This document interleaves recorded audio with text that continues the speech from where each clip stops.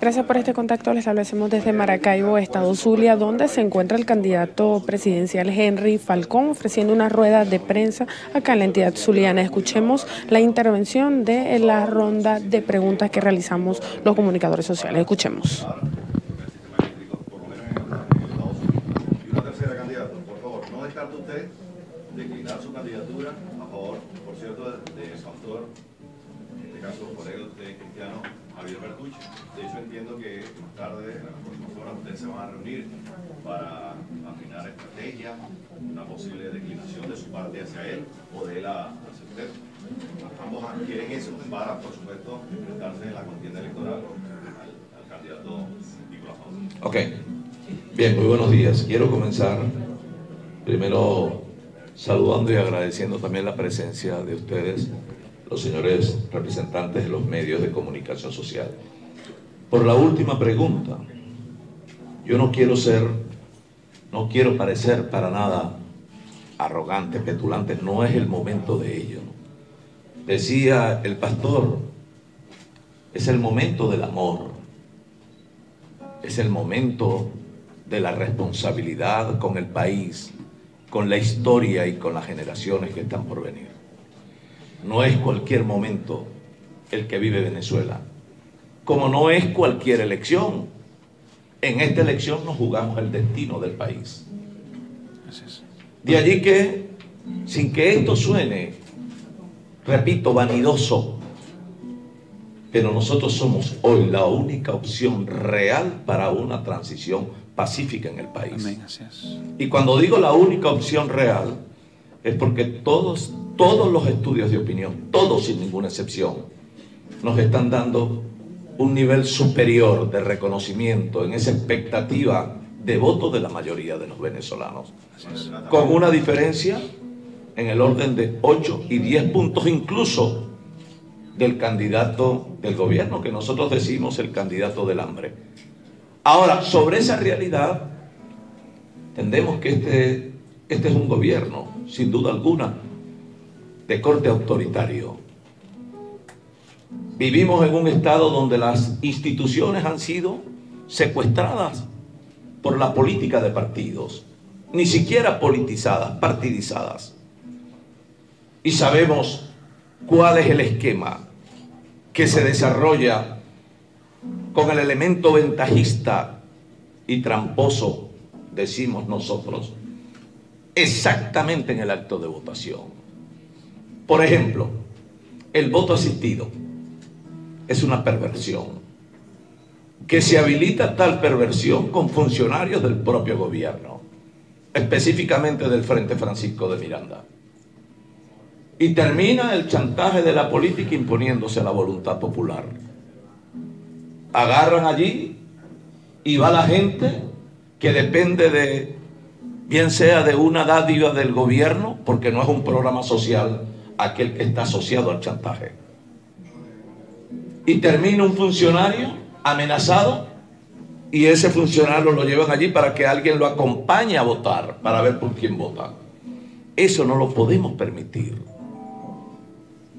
Y es allí los elementos disonantes que distorsionan, sin duda alguna, el efecto real de un proceso electoral.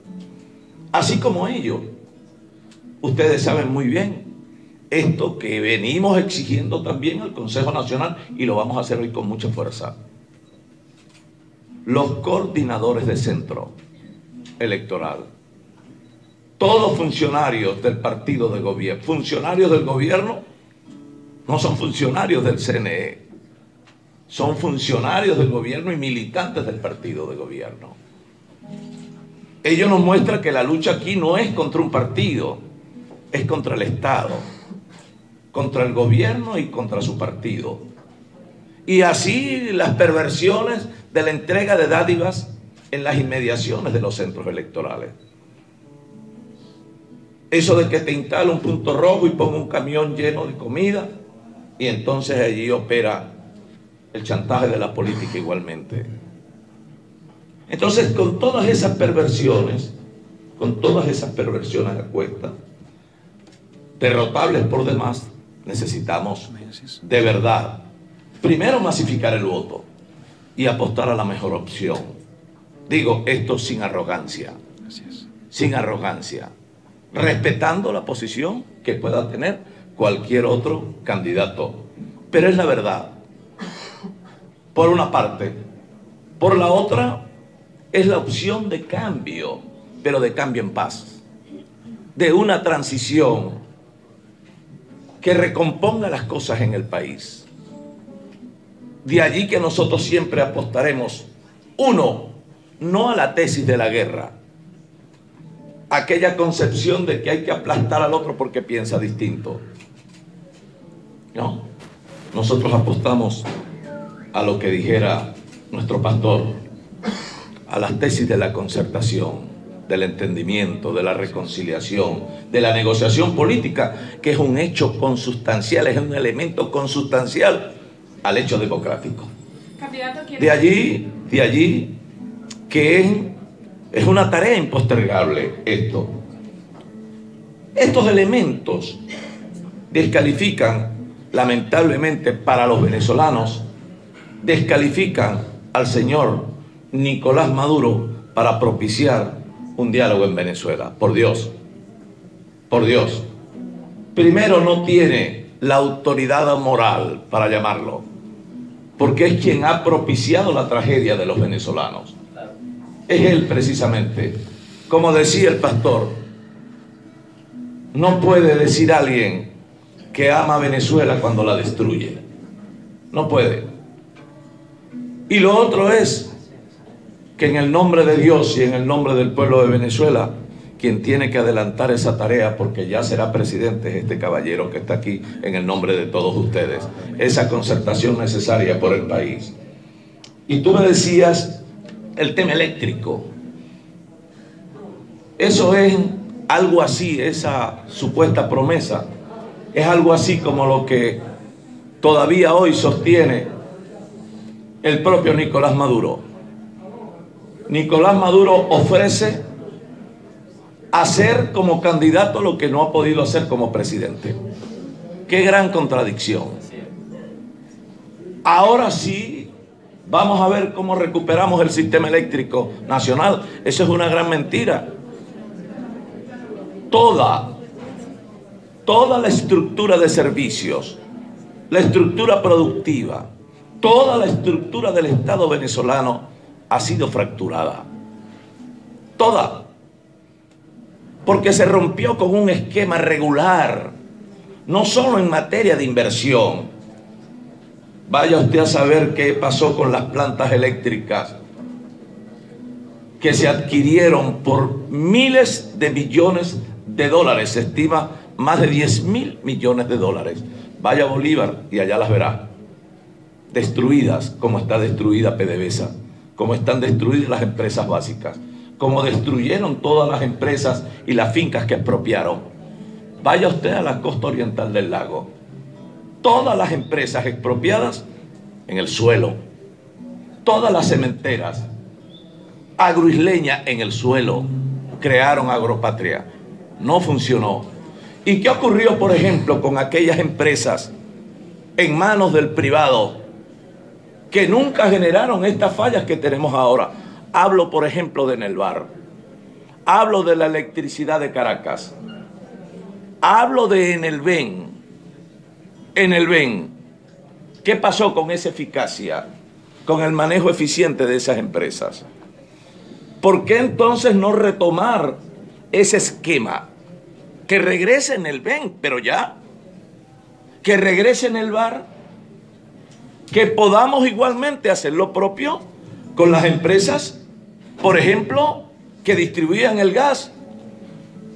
Todos aquí recordamos que cuando se iba el gas, tú llamabas y tocabas la puerta y te traían la bombona de gas. ¿Qué pasó con el transporte? Le puso la mano al gobierno y lo destruyó. Ahora el transporte son camiones que ustedes llaman la chirrindera. Chirrinchera, y nosotros llamamos la ruta Chivo, y en Oriente llaman las perreras. Ahora, pastor, perdonen ustedes, pero eso puede ser hoy de verdad, después de casi 20 años de descomposición social, económica y política en el país. Después de 6 años donde hubo ingresos petroleros y lo que se convocó permanentemente fue a la confrontación, hoy puede de verdad alguien venir a decirle a los zulianos que los tiene hoy en penumbras, a ustedes los zulianos, porque aquí se va la luz cada 4 horas. Entonces ahora es un tema de promesa de campaña, 2 termoeléctricas. ¿Y por qué no han terminado la línea 2 del metro? Que es un compromiso que yo asumo.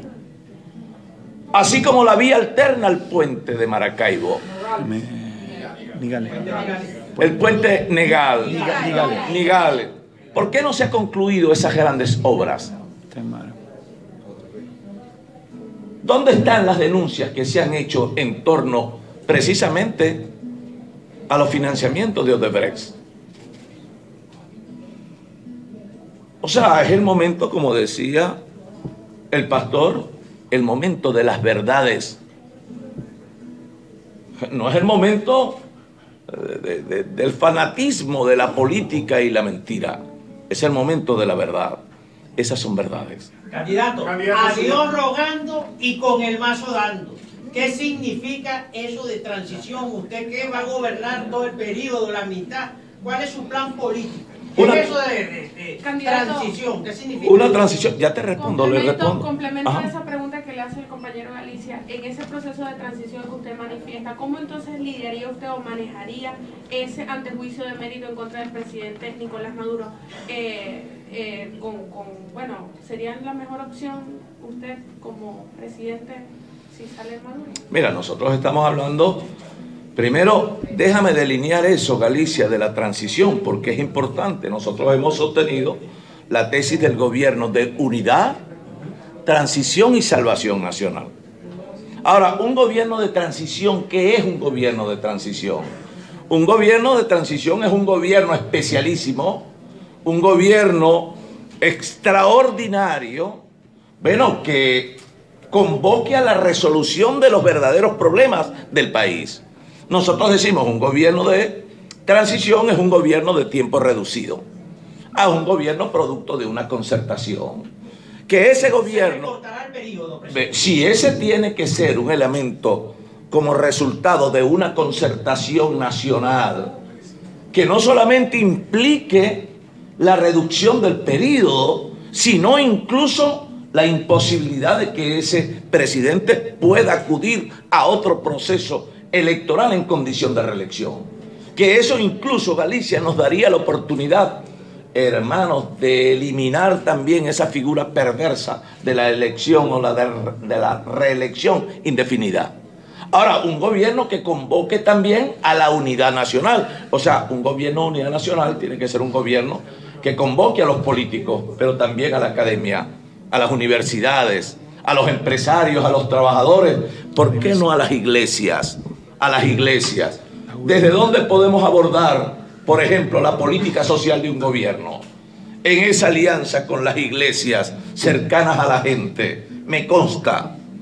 Yo recuerdo siendo yo alcalde, ustedes conocen seguramente el centro penitenciario de Uribana, en su peor momento del centro penitenciario de Uribana. Me correspondió entrar allí sin escoltas. En 2 oportunidades a las áreas más críticas del centro penitenciario de Uribana. ¿Ustedes saben cuáles eran mis escoltas? Los siervos de Dios, los hermanos cristianos. Entré con ellos. Allí estaban nuestros hermanos evangélicos. Aquel querido hermano que cayó en aquella línea de fuego en un evento sangriento de ese espacio, era un hermano nuestro que conocí yo en una caminata en un barrio. Eran ellos los pastores que en medio de la tragedia del hombre, allí privado de su libertad, pero siempre estaba allí la palabra de Dios. A través de ellos lo hicimos. Ahora digo esto porque un gobierno de verdadera unidad y transición no puede ser un gobierno de partido ni de cuotas de partido exclusivamente. Tiene que ser un gobierno de amplia base. Un gobierno un gobierno, perdón hermano, disculpa, para un gobierno, bueno, si vamos a llamar a la reconciliación, no puede ser un gobierno de presos políticos, pero tampoco puede ser un gobierno que apele a la retaliación, a la persecución o al acorralamiento al otro porque piense distinto. Tiene que ser un gobierno que vaya tomando las grandes decisiones en el marco de esas características especiales que de alguna manera, bueno, incidan en los grandes desequilibrios sociales que afectan a las grandes mayorías. Ese tiene que ser un gobierno de unidad, transición y salvación nacional.